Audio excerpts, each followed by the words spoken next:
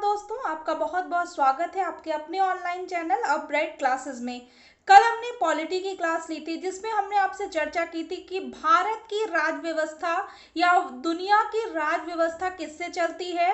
तो किसी भी देश की राज व्यवस्था उसके संविधान से चलती है। और संविधान क्या होता है? मूलभूत कानून, ऐसा कानून जिससे संपूर्ण देश का संचालन हो। फंडामेंटल लॉ जो होता है उसे ही हम क्या मानते हैं? हमारा संविधान मानते हैं। साथ ही हमने बात किया था कि संविधान दो तरह के होते हैं। इसके अलावा हमने चर्चा की थी कि संविधान का निर्माण कैसे हुआ तथा मूल संविधान में क्या क्या चीजें थी। आज उसी सीरीज को हम आगे बढ़ाएंगे और हम बात करेंगे भारत के संविधान के स्रोतों की, सोर्सेज ऑफ इंडियन कॉन्स्टिट्यूशन, कि किस देश से भारत के संविधान में क्या क्या चीजें ली गई हैं। साथ ही हम बात करेंगे भारत के संविधान के प्रस्तावना की या उद्देशिका की, कि क्या है प्रस्तावना, प्रस्तावना में क्या चीजें दी गई हैं तथा इससे किस किस तरह के एग्जाम में क्वेश्चन पूछे जाते हैं। तो चलिए शुरू करते हैं। Sources of Indian constitution. ठीक, भारत के संविधान के स्रोत क्या क्या हैं? तो पहला स्रोत है भारतीय शासन अधिनियम 1935 का। इसमें क्या बताया गया है? इसमें बताया गया है कि संघीय राज्य व्यवस्था जो हमारे देश की है वो कहाँ से ली गई है? भारतीय शासन अधिनियम 1935 से ली गई है। राज्यपाल का कार्यालय, गवर्नर्स ऑफिस भी इसी से लिया गया है। साथ ही लिया गया है स्ट्रक्चर ऑफ जुडिशरी, यानी न्यायपालिका का जो ढांचा होता है वो कैसा होना चाहिए। ये सारी बातें भारत शासन अधिनियम 1935 के तहत जो थी उससे ली गई हैं। ठीक, आपातकालीन उपबंध, राष्ट्रपति जो आपात लगाता है ये भी हमारे भारत शासन अधिनियम 1935 से ही लिया गया है। लोक सेवा आयोग यानी पब्लिक सर्विस कमीशन भी इसी से लिया गया है। शक्तियों के वितरण की 3 सूचियां, शक्ति किस किस तरह से 3 भागों में वितरित की जाएगी ये भी इसी से लिया गया है। तो क्वेश्चन ऐसे पूछता है कि लोक सेवा आयोग का जो आधार है वो कहां से लिया गया है। तो लोक सेवा आयोग का आधार कहां से लिया गया है? वो लिया गया है भारत शासन अधिनियम 1935 से लिया गया है। अब बात करते हैं ब्रिटेन के संविधान से क्या लिया गया है। तो पार्लियामेंट्री सिस्टम जो होता है वो कहां से लिया गया है? ब्रिटेन के संविधान से लिया गया। संसदीय व्यवस्था, कल हमने आपको बताया था यूके जो है वहां क्या है? अलिखित संविधान है। वहां पे सर्वोच्च क्या होता है? वहां सर्वोच्च संसद होता है। तो वही चीज बताया गया है। ब्रिटेन क्या है? यूके है, तो यूके में ही है। तो यह वहां पे क्या है? पार्लियामेंट्री सिस्टम सबसे ज्यादा पावरफुल है। तो वहां से ये सारी चीजें ली गई हैं भारत के संविधान में। साथ ही मंत्रिमंडल प्रणाली लिया गया है, कैबिनेट सिस्टम, की किस तरह से मंत्रियों का बंटवारा होगा, कहाँ कौन से मंत्री होंगे। विधायी प्रक्रिया यानी लेजिस्लेटिव प्रोसेस, विधायी मतलब कानूनी प्रक्रिया जो होता है वो भी कहाँ से लिया गया? ब्रिटेन के संसद से ही लिया गया है। इसके आगे लिया गया है राज्याध्यक्ष का प्रतीकात्मक या नाम मात्र का महत्व, सिंबॉलिक और nominal importance of head of state, मतलब उसका जो एक महत्व है राज्याध्यक्ष का वो क्या है? एक नाम मात्र है, मतलब उसका इतना महत्व नहीं है, वो सिर्फ हस्ताक्षर के लिए एक सिंबल के तौर पर उसका इस्तेमाल किया जाता है। सिंगल सिटीजनशिप, ब्रिटेन की ही नागरिकता, ब्रिटेन से ही क्या लिया गया? एकल नागरिकता, मतलब हम भारत के नागरिक हैं, यही एक हमारी पहचान है। हमें ये नहीं सिद्ध करना पड़ता कि हम भारत के नागरिक हैं फिर उत्तर प्रदेश के भी हैं तो आसाम वाले आसाम के भी नागरिकता, दोहरी नागरिकता नहीं है। हमारे देश में सिर्फ सिंगल सिटीजनशिप है, एक ही नागरिकता है, वो ये है कि हम इस देश के निवासी हैं। इसके अलावा कोई अन्य हमारी पहचान नहीं है। तो ये जो चीजें हैं ये कहाँ से ली गई हैं? ये ली गई हैं ब्रिटेन के संविधान से। संसदीय प्रणाली, मंत्रिमंडल प्रणाली, विधायी प्रक्रिया, राज्याध्यक्ष का प्रतीकात्मक महत्व और एकल नागरिकता, 5 चीजें हो गई। परमाधिकार रिटेन, ठीक, द्विसदनात्मक प्रणाली, द्विसदनात्मक जैसे एक राज्यसभा, एक लोकसभा, 2 सदन है, तो ये 6 7 8वां चीज क्या हो गया, संसदीय विशेषाधिकार। संसद के पास कुछ विशेष अधिकार होते हैं, ये भी बात हमारी ब्रिटेन से ली गई है। 8 चीजें जो हैं वो हमारी कहाँ से ली गई है, ब्रिटेन के कॉन्स्टिट्यूशन से ली गई हैं, वहां के संविधान से ली गई हैं। तो देखिए इससे क्वेश्चन ऐसे ही पूछता है कि द्विसदनात्मक प्रणाली भारत के संविधान में कहां से ली गई है। 4 ऑप्शन देगा, तो आपको ये याद होना चाहिए कि द्विसदनात्मक प्रणाली जो है वो ब्रिटेन से ली गई है।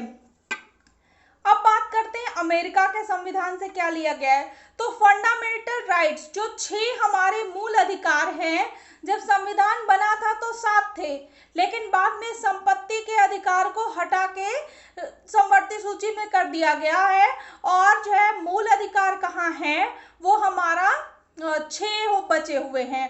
तो मूल अधिकार कहाँ से लिया गया, अमेरिका के संविधान से लिया गया है। न्यायपालिका की स्वतंत्रता, यानी जो न्यायपालिका है वो पूरी तरह से स्वतंत्र है, उस पर कार्यपालिका और विधायिका का कोई भी हस्तक्षेप नहीं होगा। ठीक, इंडिपेंडेंस ऑफ जुडिशियरी, न्यायपालिका की जो स्वतंत्रता है वो कहाँ से ली गई है, अमेरिका के संविधान से ली गई है। न्यायिक पुनर्निरीक्षण व पुनर्विलोकन का सिद्धांत, the principle of judiciary review, न्यायिक पुनर्विलोकन का जो सिद्धांत है वो कहाँ से, ये इसके बारे में लंबा है, इसको हम आपको जब संविधान के भाग पढ़ाएंगे तो पूरा अच्छे से समझा देंगे। ये भी कहाँ से लिया गया है, अमेरिका से लिया गया है। सर्वोच्च न्यायालय और उच्च न्यायालय के जो न्यायाधीशों को हटाना है, उसके जो तरीके हैं, महाभियोग कैसे लगाया जाता है राष्ट्रपति पे, ये सारी चीजें कहाँ से ली गई हैं, अमेरिका के संविधान से ली गई हैं। साथ ही उपराष्ट्रपति का जो पद होता है वो भी अमेरिका के संविधान से लिया गया है। अब बात करते हैं आयरलैंड के संविधान से क्या क्या लिया गया है। तो आयरलैंड के संविधान से लिया गया है राज्यसभा के लिए सदस्यों का नामांकन कैसे होता है, राज्य के नीति निर्देशक सिद्धांत कौन कौन से हैं, ये भी लिया गया है। राष्ट्रपति का निर्वाचन किस पद्धति से होता है, जैसे एकल संक्रमणीय पद्धति से राष्ट्रपति का निर्वाचन होता है। ये जब हम राष्ट्रपति पढ़ाएंगे आपको तो हम बताएंगे कि वो पद्धति एग्जैक्टली होती क्या है। तो ये चीजें, जो 3 चीजें हैं वो कहाँ से ली गई हैं, आयरलैंड के संविधान से ली गई हैं। अब बात करते हैं कनाडा के संविधान से।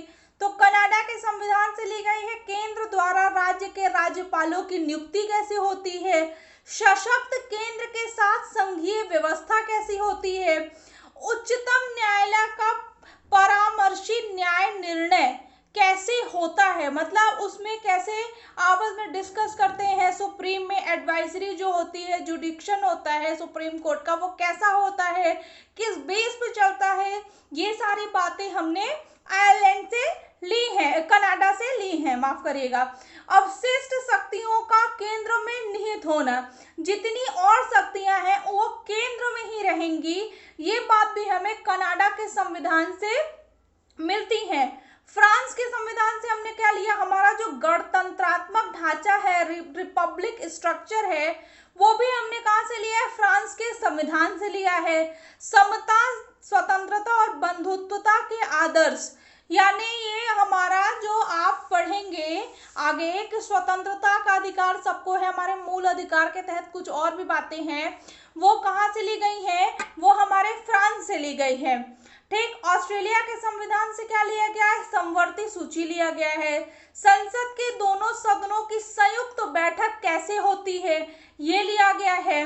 व्यापार, वाणिज्य और समागम की स्वतंत्रता किसको, किस कंपनी को कैसी होनी चाहिए, सरकार को कैसी होनी चाहिए, सरकार की जो नेशनल मतलब सेंट्रल गवर्नमेंट की जो सेक्टर है उनको कैसे होने चाहिए, ये सारी चीजें ली गई हैं। जर्मनी के संविधान से लिया गया है आपात के समय मूल अधिकारों का स्थगन। आपात जब लगता है देश में, आपातकाल यानी इमरजेंसी जब लगता है, तो हमारे जो मूल अधिकार हैं वो कैसे उस टाइम इस्तेमाल नहीं हो सकते हैं, वो सारी चीजें कहाँ से ली गई हैं, जर्मनी के संविधान से ली गई हैं। अब बात करते हैं दक्षिण अफ्रीका का संविधान, वहां से राज्यसभा के सदस्यों का निर्वाचन कैसे होता है, कैसे हर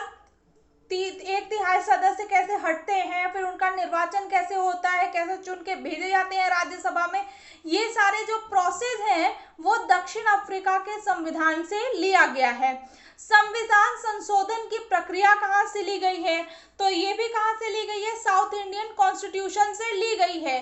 देखिए ये जो टॉपिक है इसमें सिर्फ और सिर्फ याद करने का ही काम है, इसमें कोई ऐसा ट्रिक नहीं है जिससे आप ये समझ लें कि हाँ हमें याद नहीं करना पड़ेगा। और इससे क्वेश्चन आता है ये भी आप मान लीजिए, हर एग्जाम में हर साल, चाहे वो पीसीएस लेवल का एग्जाम हो, चाहे वो वनडे एग्जाम्स हो, कोई भी एग्जाम हो, उसमें इससे क्वेश्चन जरूर आता है कि संविधान संशोधन की प्रक्रिया कहाँ से ली गई है, मूल अधिकार की प्रक्रिया कहाँ से ली गई है, इस तरह से क्वेश्चन जरूर पूछता है।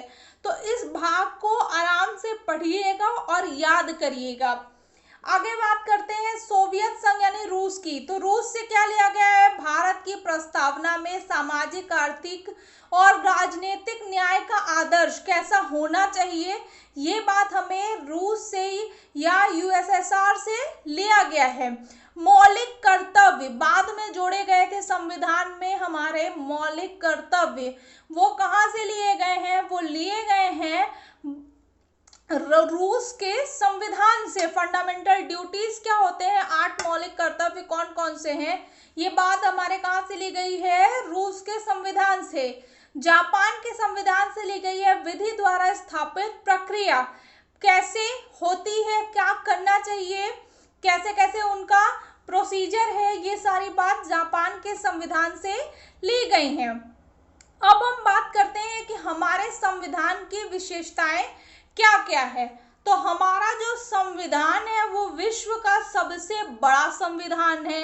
यहाँ की जो शक्तियां हैं संविधान की वो क्या है, 3 भागों में, एक केंद्र की सूची, एक राज्य की सूची और एक समवर्ती सूची। समवर्ती सूची वो होती है जिसमें केंद्र और राज्य का मिला जुला अधिकार होता है, ठीक।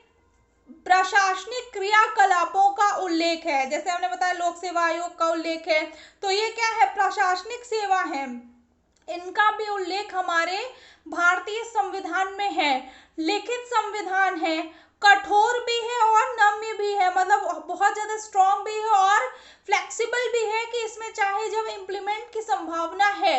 स्वतंत्र न्यायपालिका है इसमें, मतलब इसमें न्यायपालिका, स्वतंत्र न्यायपालिका का मतलब होता है कि जहां पे जो 3 होती हैं, कार्यपालिका, विधायिका और न्यायपालिका, तो कार्यपालिका और विधायिका का जहां पे हस्तक्षेप नहीं होता है उसे स्वतंत्र न्यायपालिका मानी जाती है। मतलब न्यायपालिका में अन्य जो 2 हैं उनका कोई हस्तक्षेप न हो।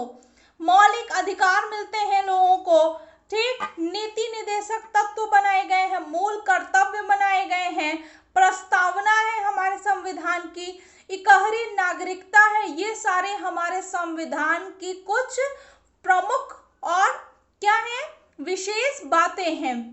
अब बात करते हैं हमारे संविधान की प्रस्तावना की।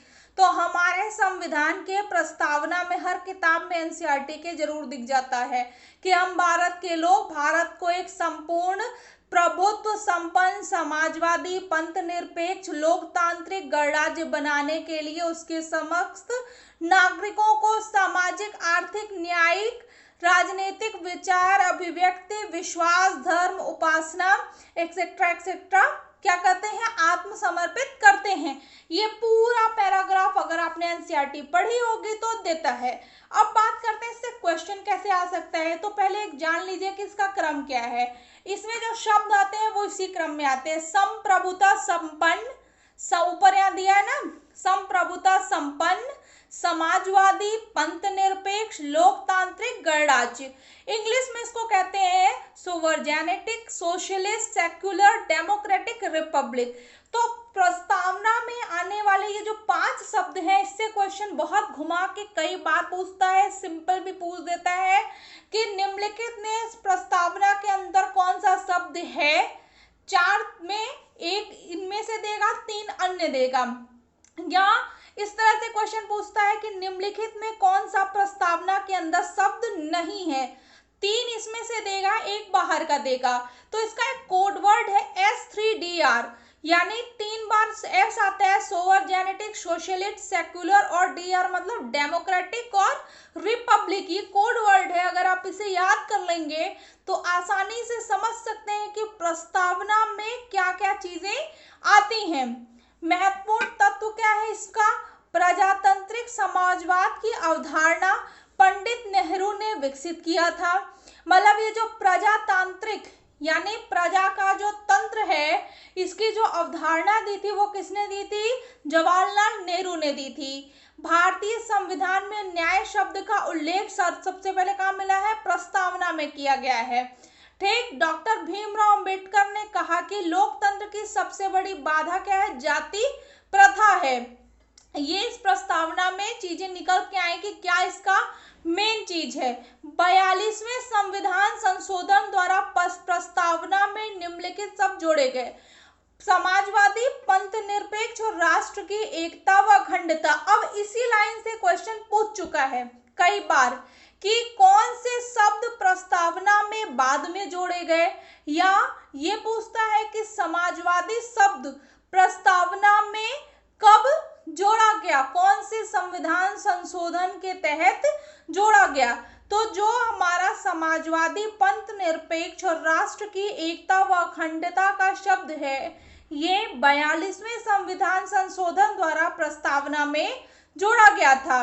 प्रस्तावना के अनुसार संविधान के अधीन सभी शक्तियों का स्रोत भारत के लोग, यानी हम सारे जो सिटीजन हैं, सिटीजन ऑफ इंडिया, ठीक है। भारत में राजनीतिक शक्ति का स्रोत मतदाता होता है। प्रस्तावना में ये बात बताई गई है कि भारत में जो शक्ति है पॉलिटिक्स की, राजनीति की जो शक्ति है वो किसके पास है? मतदाता के पास है। एक्चुअली में है, अगर आप सही से वोट देंगे तो आप देंगे वोट जब भी वो अपने मन से देंगे, किसी से आप लाके के कि आपने इस पार्टी को दिया, इस पार्टी को दिया, लेकिन अंदर जब बूथ में जाते हैं वहां पे जब बटन दबाना होता है तो वो आप ही जानते हैं आपने किस बटन पे क्लिक किया है। तो वो क्या होता है कि आपकी ही मर्जी रहती है, मतदाता का ही जो होता है वो पावर होता है वो चुनने का गवर्नमेंट को। भारत प्रस्तावना में हम भारत के लोग की अवधारणा अमेरिका के संविधान से लिया गया है। अमेरिका तथा अन्य देशों के संविधान के प्रारंभ में वी द पीपल, हम लोग, रूस की आवाज हैं, ठीक है, रूसों की आवाज है, ठीक। ये जो कॉन्सेप्ट है we the people of India, हम कहते हैं ना हम भारत के लोग, ये जो अवधारणा है ये कहाँ ली गई है? प्रस्तावना में अमेरिका से ली गई है, ठीक। तो अभी हमने आपको ये बताया कि भारत के संविधान के स्रोत क्या क्या है। भारत की प्रस्तावना में 5 शब्द जो बताए हैं, कौन कौन से हमने बताए? सोवरजेनेट, सोशलिस्ट, सेक्युलर, डेमोक्रेटिक और रिपब्लिक। ये जो 5 वर्ड्स हैं ये कीवर्ड मान लीजिए प्रस्तावना का, जिसे हम S3DR के नाम से जानते हैं और इससे क्वेश्चन जरूर पूछता है। इसके अलावा हमने बात बताया कि 42वें संविधान संशोधन के तहत समाजवादी, पंथ निरपेक्ष और राष्ट्रीय एकता व अखंडता जैसे शब्द जोड़े गए थे, जिससे भी क्वेश्चन जरूर पूछता है। इसके आगे की क्लास में हम बात करेंगे कि भारत के संविधान में कितने भाग हैं, किस भाग में किस चीज की अवधारणा दी गई है और कौन से किस अनुच्छेद से किस अनुच्छेद के बीच दी गई है। उसके बाद हम स्टार्ट करेंगे, हर एक भाग को उठाएंगे, पार्ट 1 पढ़ेंगे, फिर पार्ट 2 पढ़ेंगे, पार्ट 3 में क्या दिया गया है, ये एक एक भाग को लेके हम आगे क्लास चलाते रहेंगे। तो ध्यान से देखते रहिए हमारा चैनल, और अगर आपको हमारा वीडियो अच्छा लगे तो लाइक करिए, सब्सक्राइब करिए, कमेंट करिए, कोई सजेशन हो तो ज़रूर कमेंट बॉक्स में दीजिएगा। Thank you.